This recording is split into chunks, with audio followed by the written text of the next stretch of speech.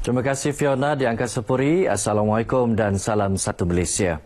Seramai 23,873 guru di 445 buah sekolah seluruh Sabah yang mendapat liputan perkhidmatan talian internet 4G One Bistari Net akan menerima pelan data individu 2 GB sebulan dan peranti telefon pintar Altitude daripada Kementerian Pendidikan Malaysia KPM. Sebagai permulaan, 5 daerah dalam zon Kota Kinabalu terlibat, iaitu 58 sekolah bagi daerah Kota Kinabalu, 20 penampang, 34 papar, 22 tuaran dan 21 sekolah bagi daerah Kota Belud. Pengagihan kemudahan itu antara lain bertujuan meningkatkan tahap penggunaan dan pembudayaan teknologi maklumat dan komunikasi ICT dalam aspek pengajaran dan pembelajaran di sekolah. Pengarah Pendidikan Negeri Sabah Datuk Hajah Maimunah Haji Suhaibul berkata, kemudahan itu sejajar konsep pembelajaran abad ke-21 yang berteraskan elemen komunikasi, kolaboratif, pemikiran kritis dan kreatif serta unsur aplikasi nilai murni dan etika. Beliau berucap dalam majlis pengagihan pelan data guru dan peranti telefon pintar Altitude 1 Bestari Net zon Kota Kinabalu di Sekolah Menengah Kebangsaan Agama Tun Ahmad Shah Kota Kinabalu.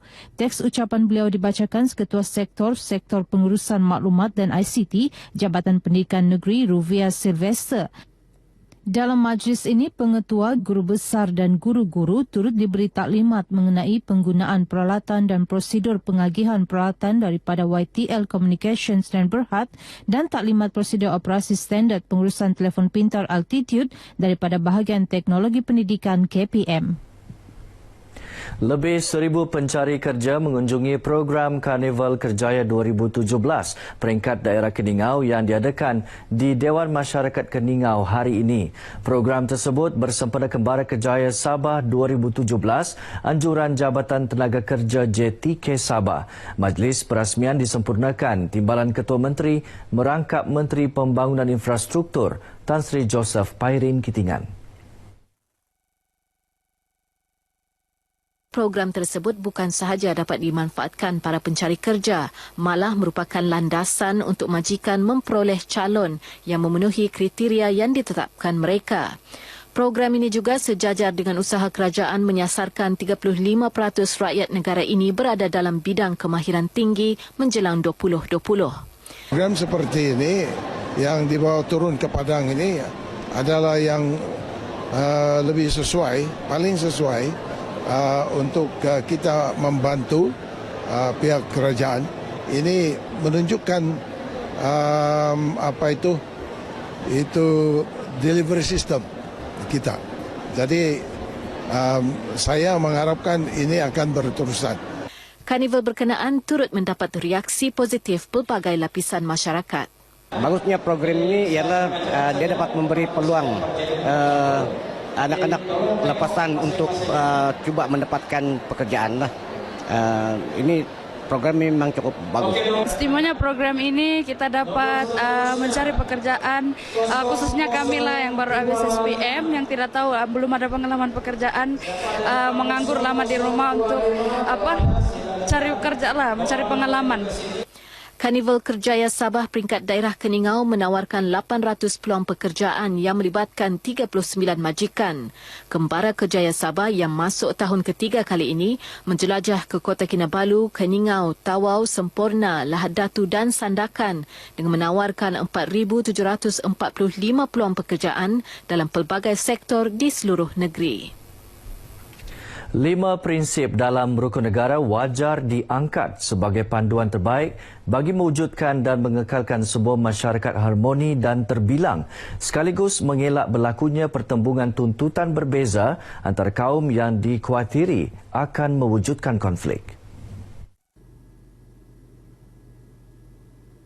Menurut Menteri Pembangunan Masyarakat dan Hal Ehwal Pengguna Datuk Jainab Ahmad Aid, keharmonian antara kaum hanya dapat dicapai apabila rakyat tidak mengendahkan perbezaan, sebaliknya tampil sebagai satu Malaysia. Sehubungan itu, pertandingan Sketsa Negaraku, Kelab 1 Malaysia peringkat negeri Sabah tahun 2017 membolehkan rakyat terutamanya generasi muda untuk lebih memahami dan menghayati prinsip-prinsip yang terkandung di dalam rukun negara, seterusnya mengaplikasikannya dalam kehidupan seharian. Ini kerana setiap prinsip rukun negara sebenarnya adalah tonggak utama kepada keharmonian, kesepaduan dan kecemerlangan sesebuah negara. Beliau berucap merasmikan pertandingan Sketsa Negaraku Kelab 1 Malaysia peringkat negeri Sabah tahun 2017 di Dewan Kolej Tingkatan 6, Kota Kinabalu. Para pelajar yang menyertai pertandingan ini turut mengakui program berkenaan mampu meningkatkan semangat patriotisme dalam kalangan mereka. Menanam sikap patriotik dalam diri masing-masing. Kami bekerjasamalah untuk menjayakan aktiviti ini. Kami menerapkan itu nilai-nilai patriotisme dalam diri kami. Jadi kami boleh bawa itu kami punya jiwa patriotisme ke dalam lakonan kami lah, sketsa kami. Ya, boleh menambahkan nilai-nilai murni dalam diri kita kerana 5 prinsip rukun negara itu mempunyai banyak nilai-nilai yang tersendiri dalamnya, yang 5 tu. 6 buah sekolah menengah menyertai program anjuran Jabatan Penerangan Sabah dan Jabatan Pendidikan Sabah ini yang dimenangi SMK Abaka Tawau, manakala SMK Limbanak Penampang dan SMK Agama Tun Said Kota Belud masing-masing di tempat kedua dan ketiga. Masyarakat Hakka di Sabah disaran terus menyumbang kepada kemajuan serta pembangunan ekonomi negeri selain membantu memperkukuh perpaduan serta keharmonian sedia ada demi kesejahteraan rakyat di negeri ini. Menteri Kerajaan Tempatan dan Perumahan Datuk Seri Panglima Haji Hajiji Haji Nur berkata 70% daripada masyarakat Cina di negeri ini adalah berketurunan Hakka sekaligus menjadikannya yang ketiga terbesar di Malaysia. Jelas Datuk Hajiji, masyarakat Hakka telah banyak menyumbang kepada pembangunan negara khususnya dalam bidang ekonomi. Sehubungan itu, tidak ada pihak yang seharusnya menafikan hak dan kepentingan etnik berkenaan ataupun menjadikannya isu politik kerana kerajaan sentiasa memberi peluang sama rata kepada setiap rakyat di negara ini. Beliau berucap demikian sempena Majlis Angkat Sumpah 66 Ahli Majlis Tertinggi Pemuda Wanita Persatuan Hakka Daerah Tuaran 2017-2019 di Kota Kinabalu. Dalam pada itu berucap dalam majlis sama, pengurusi Persatuan Hakka Tuaran Alexander Lo Suyin berkata, sebuah muzium dan kampung kebudayaan Hakka sedang dirancang di Tuaran dengan kerjasama Kementerian Pelancongan, Kebudayaan dan Alam sekitar negeri. Menurutnya, ia bagi memperkasa usaha memelihara sejarah dan kebudayaan masyarakat Hakka yang telah wujud sejak 135 tahun lalu di negeri ini. Ia juga dapat menjadi tarikan pelancongan baharu di Sabah. Persatuan Hakka Tuaran ketika ini mempunyai keahlian seramai 900 orang. Sekian berita dari Sabah petang ini, kembali kepada Fiona di Angkasa Puri. Fiona, silakan.